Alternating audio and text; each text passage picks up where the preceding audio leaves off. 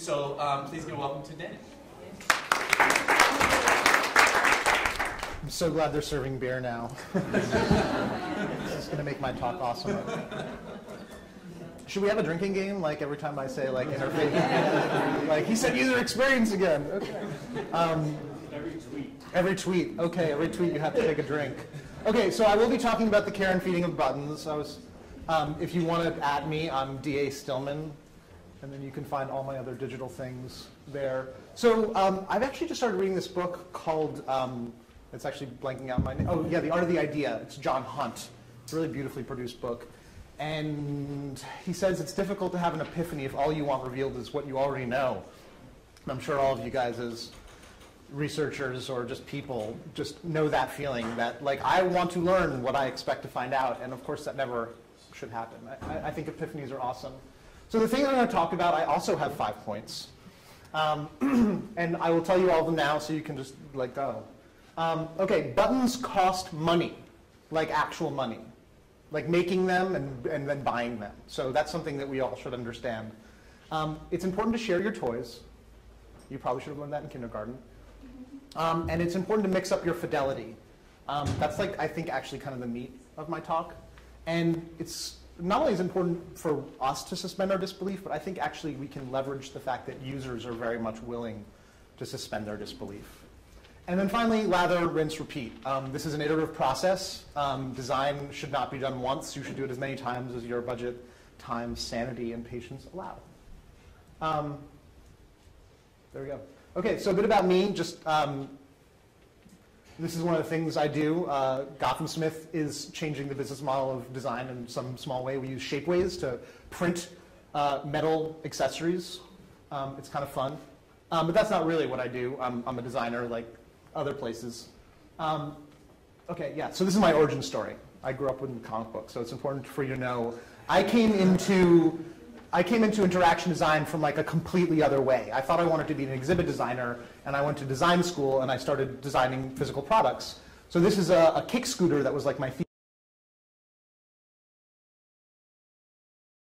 the 1,000-foot view is like, it's not easy to get a bike on a train. So we were trying to like solve that problem. Like, it's good to ride your bike to the train and then like go someplace else from there. But, you know, and once you're there, it takes up a lot of room on the subway. That's actually a picture from No Pants Subway Ride, if you guys know that guy.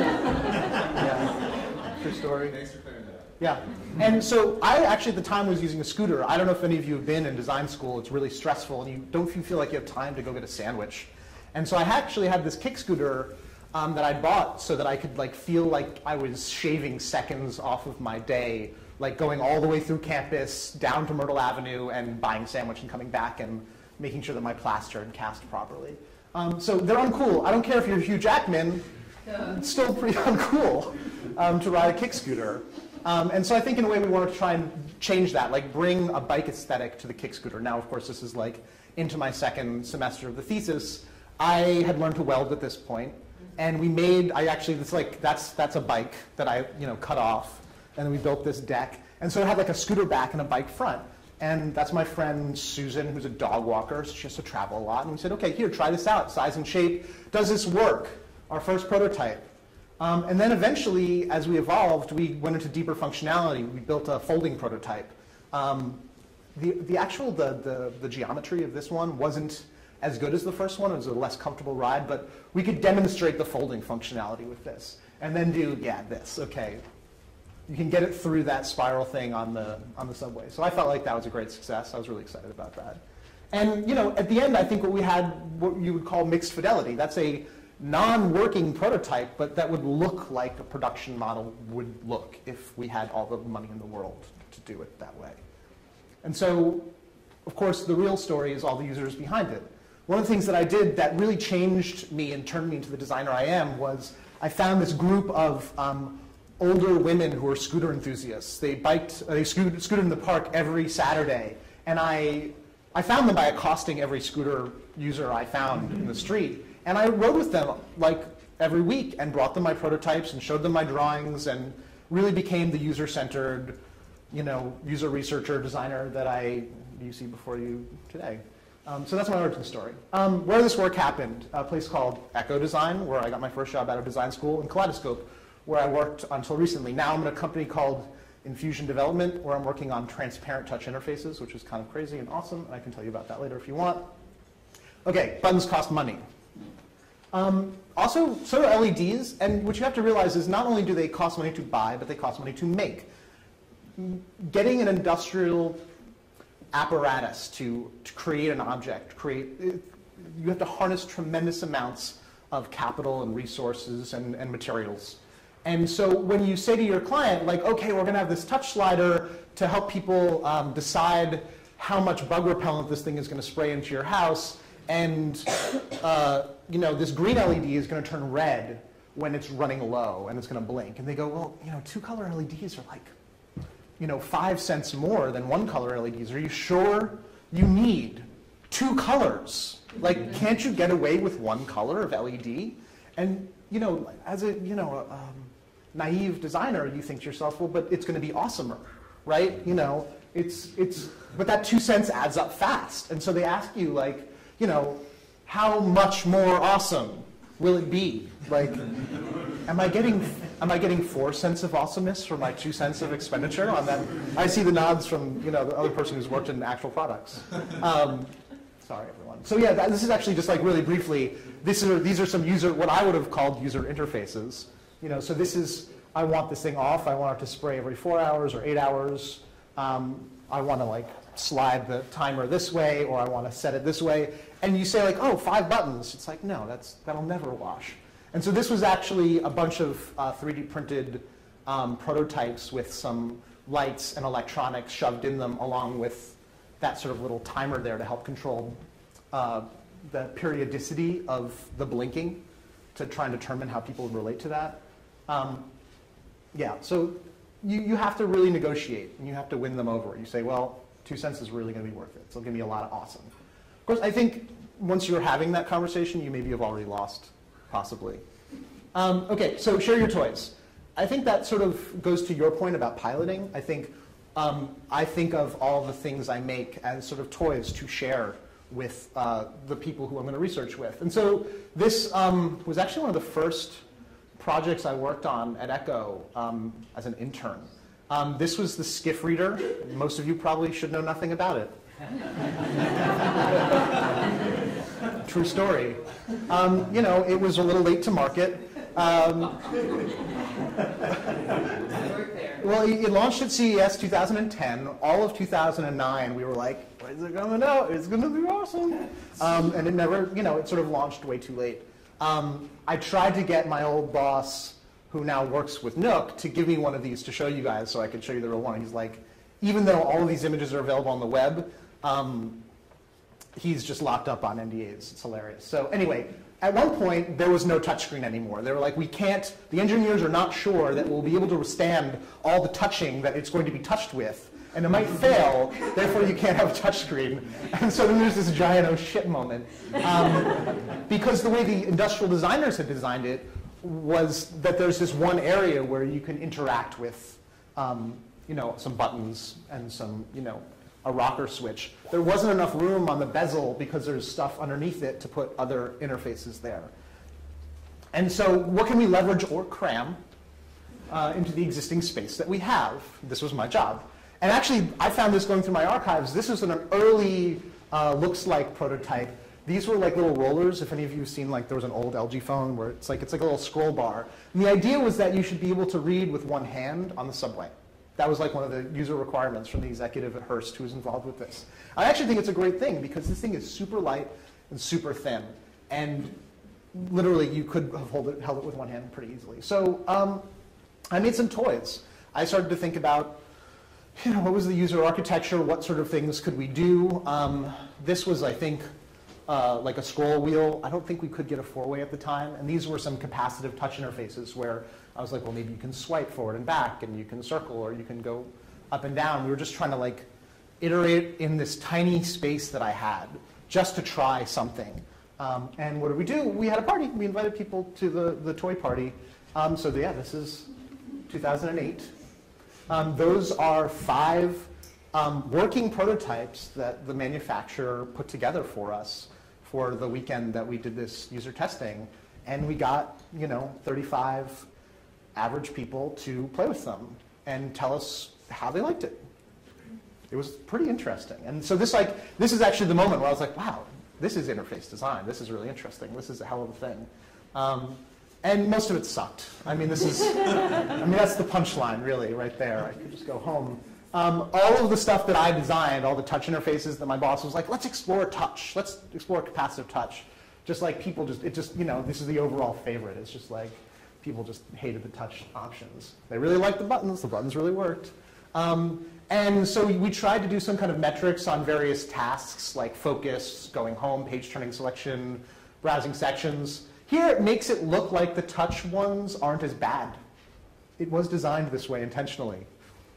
Like making this stack up was to show, well, I mean, yeah, they didn't get to the maximum score, but like, I mean, that's a small difference there. We were really trying to help. I take it back. We were trying to help ourselves to do more work, honestly. This is the truth. We wanted to iterate further. We were like, no, that was just the first round. And we really wanted to convince them that like maybe there's some possibilities for touch on this if there's no touch screen. So I made this theory about like, well, there are layered interfaces and there are segmented interfaces, and maybe we can zoom in on that spot and like think of some new ones. And we were like, what if we put a Perl on there or something like what was on the Zune at the time? None of this actually wound up happening because thank God they had the touch screen working out at the end. So, I mean, that's that story there. Mixing up your fidelity. Okay, this is really important. I think there's like 4 essential pieces to the puzzle of doing an object that has an interface. There's obviously the object and the interface, and then there's the people who use it and the context in which they'll use it, right? And so I think in the step 1 is like you go and you meet the people and you explore their context rather.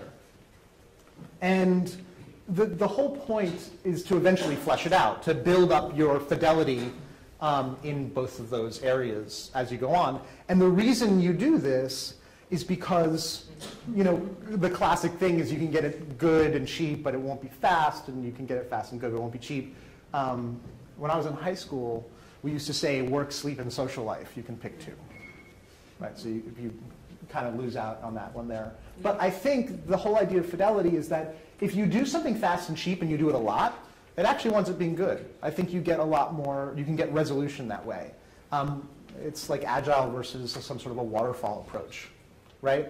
And I think it's better to fail early and often, or as one of my professors used to say, mock it up before you fuck it up. Right? True story, he's actually said that a lot. And so yeah, suspension of disbelief. And I think this goes to the idea of like the generosity of users. You get them on your side, you convince them, you give them something that's half-assed, and they'll still sort of like, so yeah, badgers and foxes can talk and are friends in the forest. Let's read the rest of this story. That's fascinating. That's Watership Down. Okay. So the problem with mixing fidelity is that if you change everything at once, it's hard to know what's the right thing, what you're actually changing. My first life was in science, my degree's in physics, and the whole idea is like if you've got a multivariate problem, you don't change all the variables at once because then you know what happened, right? So you try to fix a couple of variables and change others. So this was a project I did with Kaleidoscope. This is the iStat1. What this thing does is it takes, I think you can actually see that there, there are these cartridges. It's actually amazing. So there are these little cartridges and you put a small amount of blood on them.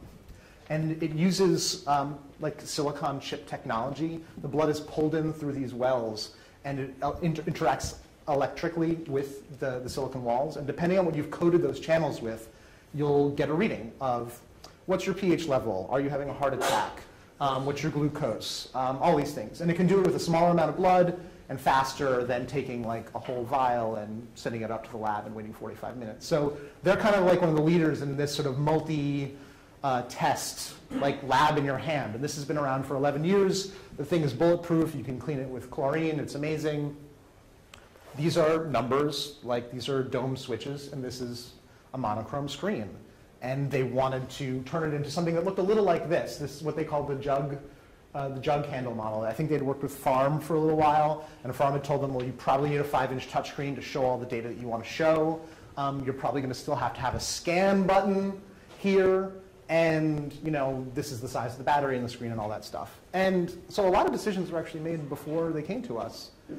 And we were like, well, really, landscape? I don't know. If it's more like a mobile, maybe it should be portrait. But a lot of decisions get made before they show up to your door. So you can't change everything at once. But it's still good to try a few things. So we made some CNC foam models. So this one's really fun. It's like a phaser. I love just holding it and going like, pew, pew, pew. And at Kaleidoscope, we've done a lot of work with Motorola and Symbol Technologies. And so they had a lot of heritage.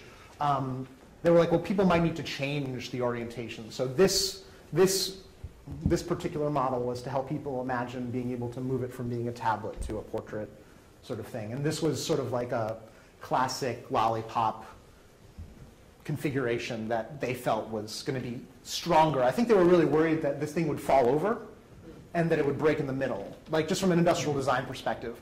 But the guys at Abbott Pharmaceuticals really liked it because it was going to raise it up. Those 3 LEDs at the top would like be a beacon to the entire nurse room floor, telling people when it needed to be attended to and stuff like that.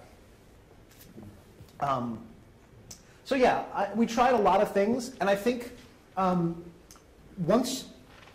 I think you can flip-flop between the UX and the ID. You're working on your fidelity, and you can, while the ID was sort of moving along, and they were using some of the same research that I did by going to hospitals and talking to nurses who use these things. I took, their 300 long requirements list and turned it into a system map and made, primary user flows, and then brought them to nurses and put them on a touch fixture that resembled the device not at all, right? So, but they were able to, it's like, imagine this would be on a device similar to this, that you use now, but it's going to be on a large touchscreen. And you're going to do things similar to what you do now, but we've translated into this. And they go, oh, okay. All right, so I just need to go through my normal ISTAT testing procedure. And we're like, yeah, exactly. So you're going to draw the blood, you're going to put it on the cartridge, and you're going to insert it into this thing, and now do all the other steps that you do. They have to scan their own ID badge, they scan the nurse's ID badge, the patient's ID badge, they have to enter in some other information, and they get a result. And they play fair. I think that's what suspension of disbelief is about. They're willing to play fair, and not least because you're paying them, obviously, but they want to be helpful. And so they play along. And actually, we learned a lot. I mean, you can't really tell from here, but this was like spoon-feeding them the steps, and this was giving them a checklist. And they actually thought that this was shorter, right? Because they saw less screens. They saw fewer transitions. And I think they're used to checklists in sort of a nurse setting. I might be going really fast. We'll have time for lots of questions. This is going to be awesome. Are there any questions now? Let's just gamble. No? Then I'm not doing my job. I'm not being obscure enough. Okay. So that did move around a little with the changing of the. It's okay. So this is the idea was like throwing this in really quickly was like, so we had the people, we had the right people. We had all the different types of phlebotomists and nurse practitioners and point of care coordinators who use this device. So we had high fidelity on the people, right? You have to have the right people. You can't like bring in you guys to test this thing because, no offense, you ask your elbow around an ISTAT 11. Jesus Christ. I'd kill somebody with that thing. We started in the right context, but then obviously testing in the context was maybe not practical. It is a hospital after all. I do get into trouble wandering around unattended in hospitals every now and again because I'm a badass. But the object was sort of varying in fidelity. I think we had some what we would call white models, although they're in fact yellow, but we call them white models. And at one point, maybe you will put it into a housing or a casing and help people imagine it. But that's like way at the end of the process. Like you don't do that in the middle or in the beginning at all. And we were working out the fidelity of the interface. As any of you guys who work in UX know, interface fidelities are a really interesting thing because you can have, it's a motion prototype, so it's like kind of high fidelity in the fact that you can click through it and buttons work and it goes someplace, but it's a wireframe, so it's kind of low fidelity. You want people to be able to imagine themselves in it. So you strip out the visual design. So it's a very mixed fidelity thing. Where's my point? There we go. Okay, yeah. So this is a washing machine user interface project that I did. And again, high fidelity women, housewives using washing machines. I have to just take a moment and just tell you this, because going to New Jersey and visiting housewives is like an amazing experience. I will tell you, it really made me miss my, like I called my mother like after this round, and I was like, this lady's like making sandwiches for her kids so that they can study and like not have to like do the dishes after school. And I was like, these ladies are awesome. They're really awesome. And they do a lot of laundry. And so you go to their houses in New Jersey. I'm sorry, was that sexist? I'm sorry. They just do a lot of laundry. So we actually brought in some interfaces from some comparable machines, so we would have lots of things to talk about. We brought toys for the party, remember? Bring toys. So there's her washing machine, and we say, okay, well, here's your interface, tell us what you do. Here's some other interfaces, tell us what you would do on those. And yeah, they're just cutouts on foam core. And what we did was we wound up mapping the user pathways, like what are the steps you must do to run your laundry on these various machines. So this one is like you turn it on, and then you turn the knob, and then you set the temperature, and then you start it. This one is actually sort of a nice tight cluster, and this was our clients. It was horrible. I'm sorry, only these guys could hear. This was our client's interface, and it was just like all over the place. It was crazy pants. We were like, oh, come on, we can do better than that, guys. Oh, and so here's the punchline. This was what they really wanted to do was bring a touchscreen into the experience. And actually, if you look at the two at the top, the interfaces have been going that way for a while, just like on a sort of strategic tip. While these are not touchscreens, they are meant to simulate a sort of panel of touchness. And these are all sort of flush buttons that sort of light up, and there's an LED-ness to them. And so part of the reason they want to bring in touchscreens is because of internationalization. It can make it a lot easier. They have to have a European model and an Asia model and a US model. And so if you can have a touchscreen on it, my God, save some money there. So, we mapped some of the possible interfaces, and this is where I moved out of my researcher role and put on my human role. And I think, Eris, you talked a lot about this. I think if anybody's done any acting, I think one of the things you always do is you study, what is this character like? How are they different from me? Or how am I like them? And at some point, you can't ask the users all the questions you want to ask them. So at one point, you have to just inhabit the role and say, well, what would I want if I was this lady? What's the best thing for them? And I'm like, you can't get rid of the knob. Like, you can't. A knob is what a washing machine is all about. That was my first slide in the whole talk. Like, that knob on the LG Trom is a beautiful knob, and it clicks really well, and it feels really awesome, and it makes nice noises when you use it. And touchscreens don't work that well when your hands are wet, and the thing's going to break. And so I was like, don't get rid of the knob. Everyone looks to the knob when you go to a washing machine. I was like, people aren't ready for this, okay? It's like, and maybe, the question is, well, why can't you just make it wireless and have you run it on your smartphone? It's like, who said that? Get out of here. Like, not least because everyone doesn't have a smartphone, but, the requirement was to put a touchscreen on it, so we put a touchscreen on it. But, so here's a screen with physical buttons, and then maybe this is really what I wanted. I drew that. I was like, look, the knob is on the screen, and they really interact with each other, and they're like, we can't do that. It's like it literally can't be done. It costs too much money. They're like, that's not 4 more cents. That's like $1. And so one option was like, let's go for a pure touchscreen, no knob. And I was like, all right, like this is the compromise. Like we did theirs and we did mine. So could we make it simpler? The answer is yes, absolutely, we can.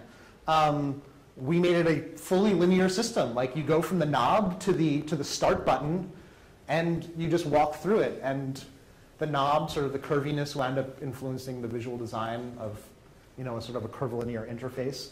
And we wound up making some prototypes. We put them on a touch panel and attached, I think that's a Kensington like USB knob that you can just like plug into anything and just tell Flash to like do whatever you want with that knob.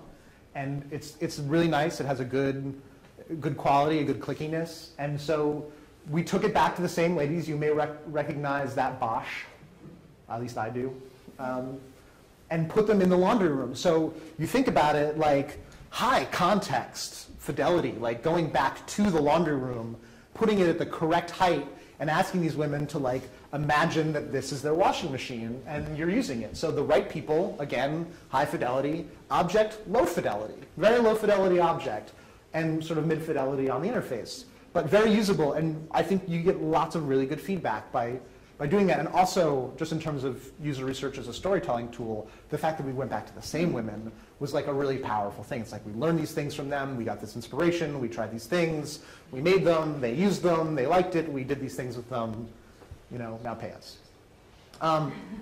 So I think at the end of the day, the key is to get some pieces into place. So these are some sketch wireframes for a contact management system for a cell phone for police officers that I worked on. And one of the things that we were trying to test were like just some basic interactions. You know, we all probably have smartphones of one type or another.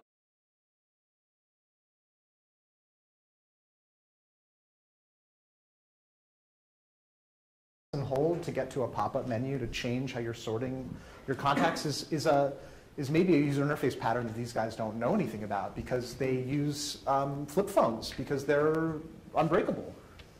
So you know, you put it on an Android phone, and then you give it to a police officer. Now this is, you know, we weren't in the right place, but you know, you give it to him. You say, well, where would you use this on your body if this is replacing your radio because it's bringing in some radio functionality? He's like, well, I put it here, and it gave us a lot of great feedback and a lot of interesting learnings about how to design a touchscreen interface for this type of user.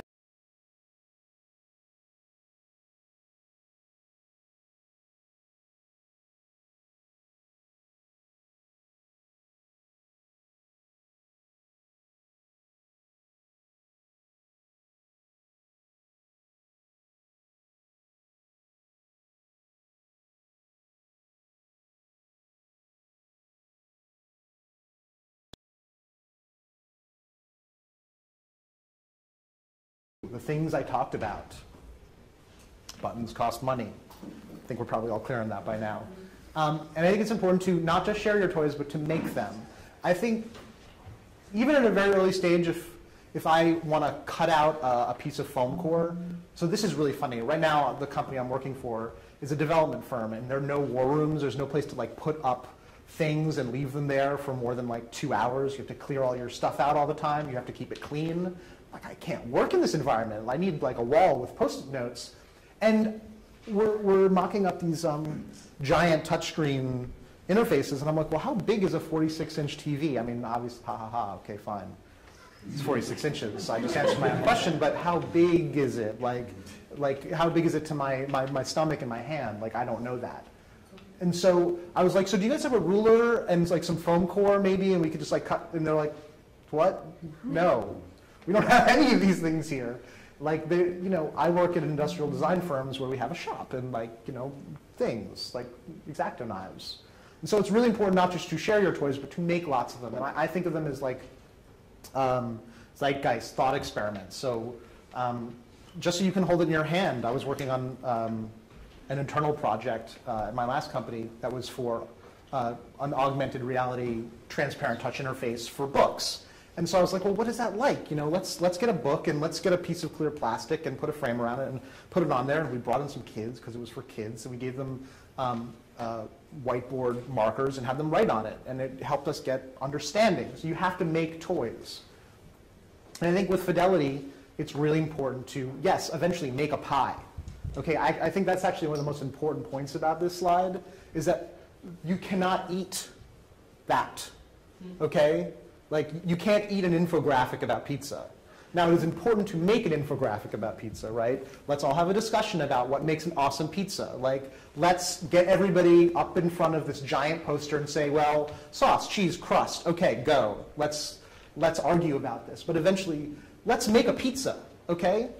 Like, the research is great, but I'm passionate about making pies. Like, at the end of the day, let's make something and put it in the hands of the people and have them eat it and go, this is delicious, right?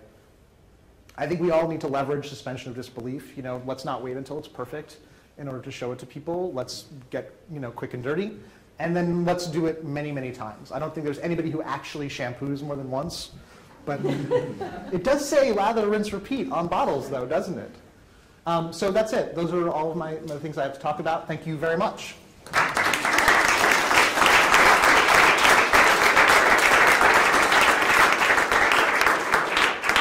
We'll go back to this slide for the questions. That was an awesome talk. That's kind of Thank you. exactly the kind of process we try to do here. Are you at SVA? Yeah. Awesome. But my worry or my question is, how do you feel like it scales? Because you seem like you're kind of part of the design process, part of the research team. Yes.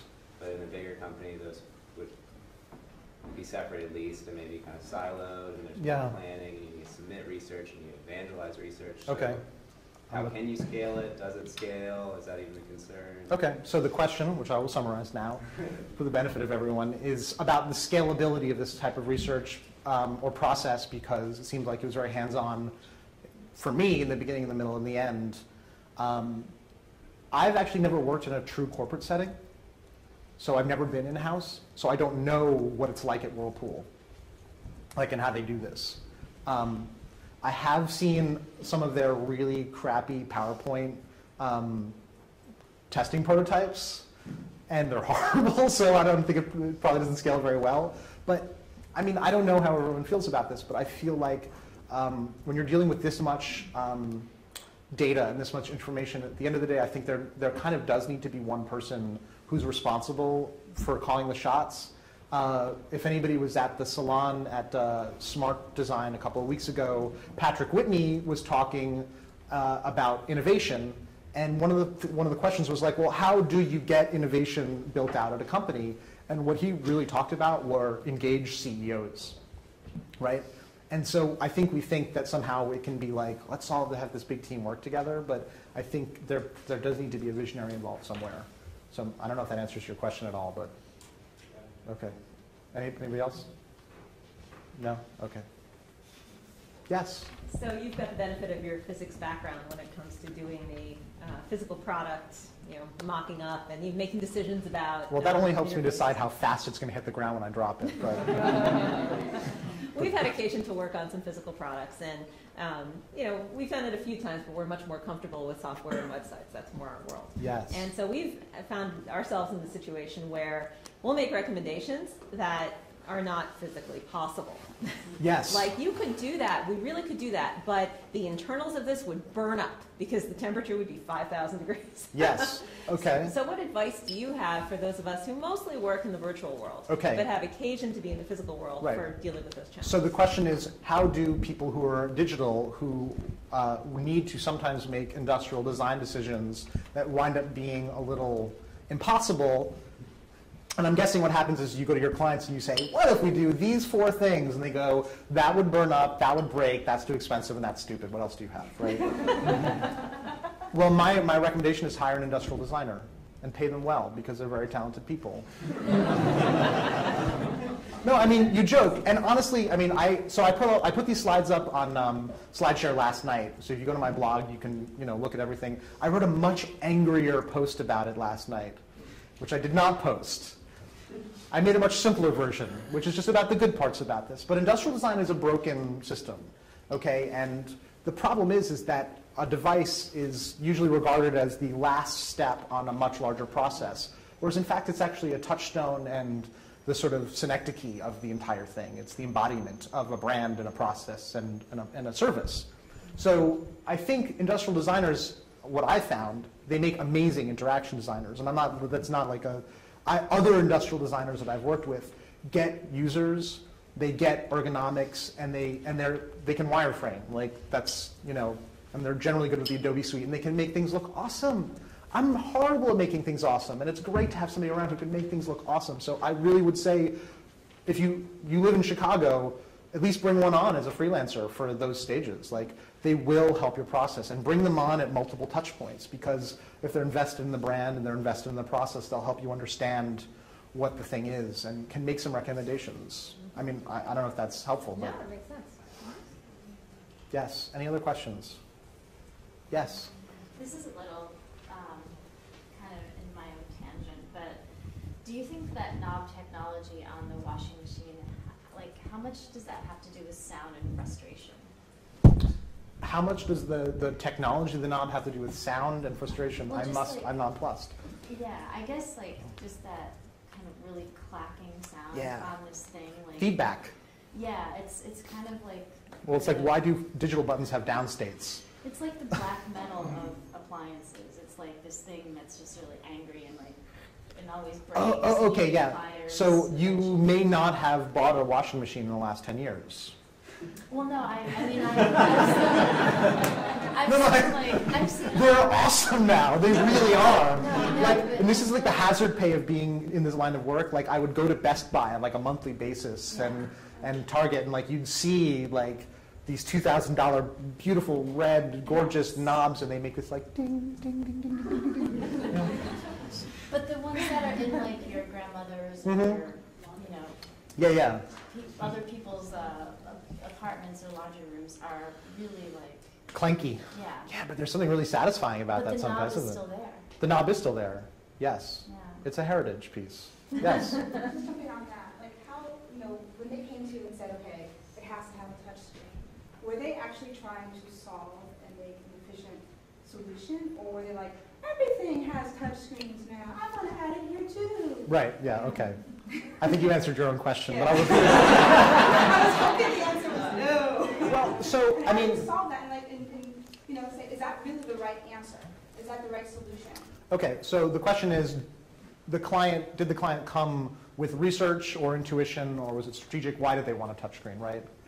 And part of it is what I said about internationalization is really a thing. But also they're really talking about making top tier products because it's really hard to fight in the middle and the bottom of the market, so everyone's trying to fight to the top of the market. So they want to make a premier washing machine, and so they want to make it, look like something that belongs in the home of tomorrow, right? So yeah, it has to have a touch screen. It's a strategic need.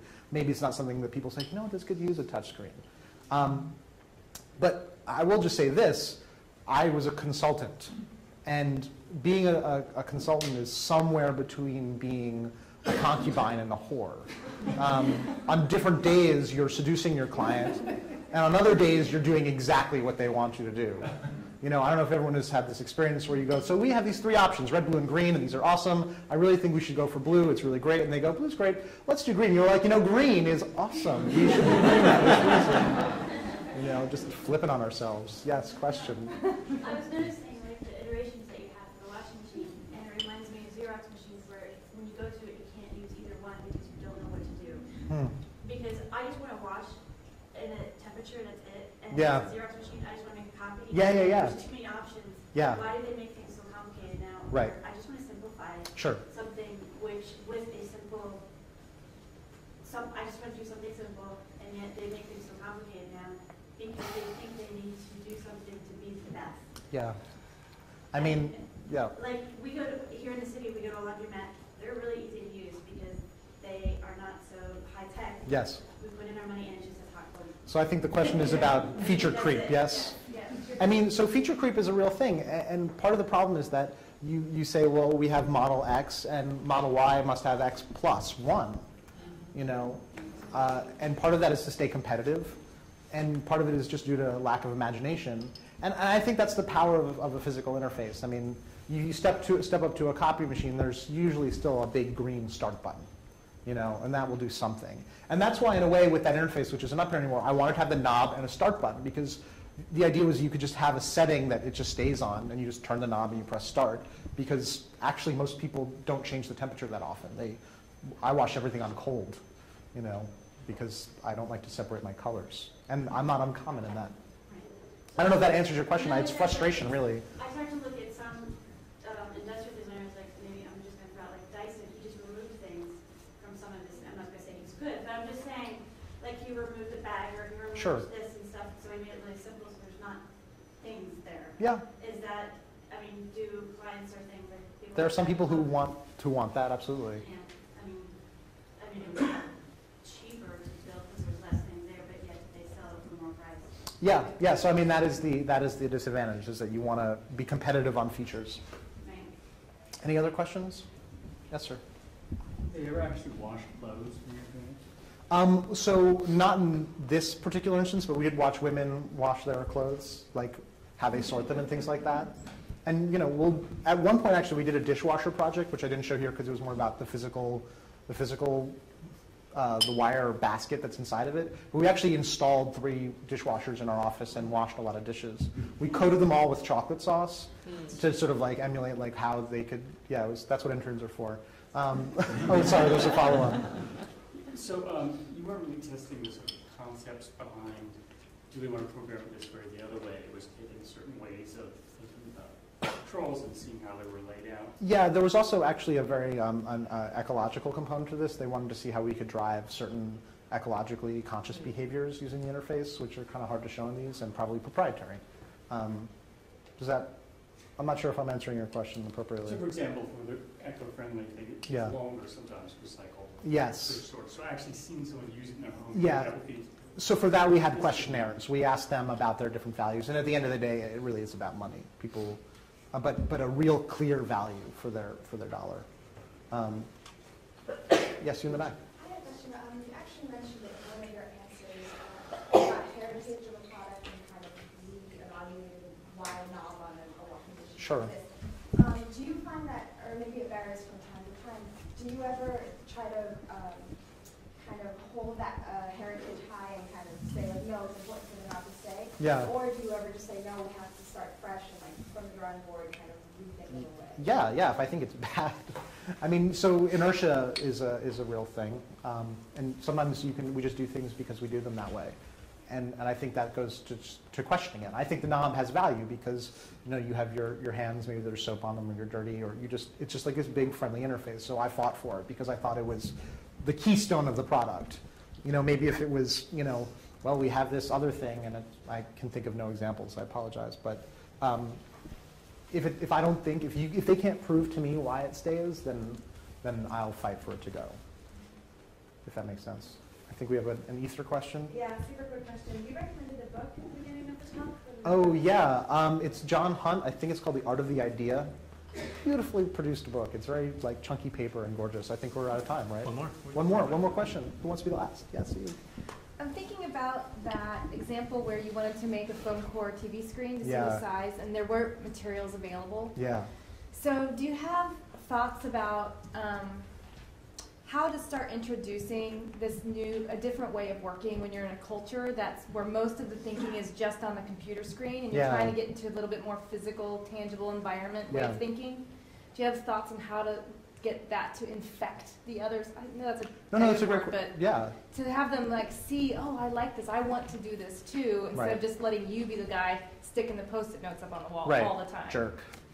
So your question for everyone is about how do you create that cultural change? We should probably have Eris come back up to talk about this because everyone has the way that they work, and you introduce something different. Like I was actually putting up printouts on the wall of these wireframes because I can't look at them on the screen. There's like 15 pages, and I need to step back and look at the whole system. And one of the admins at Infusion came down. She's like, Gary, who's the president, he's going to flip when he sees that. And I'm like, well, I will fight him. He's a big guy, but I think I can take him and let him say it to me, because it is better. I think eventually you get people to just see the results or at least be curious about it. And it's funny because my friend who's working there, he's been trying for a year and he's frustrated with it. So I think maybe you just need somebody who's less polite. So I think in a way it's like, just do it. And as a friend of mine used to say, it's better to ask for forgiveness than permission. That's probably a good place to stop. Thank you very much, everyone.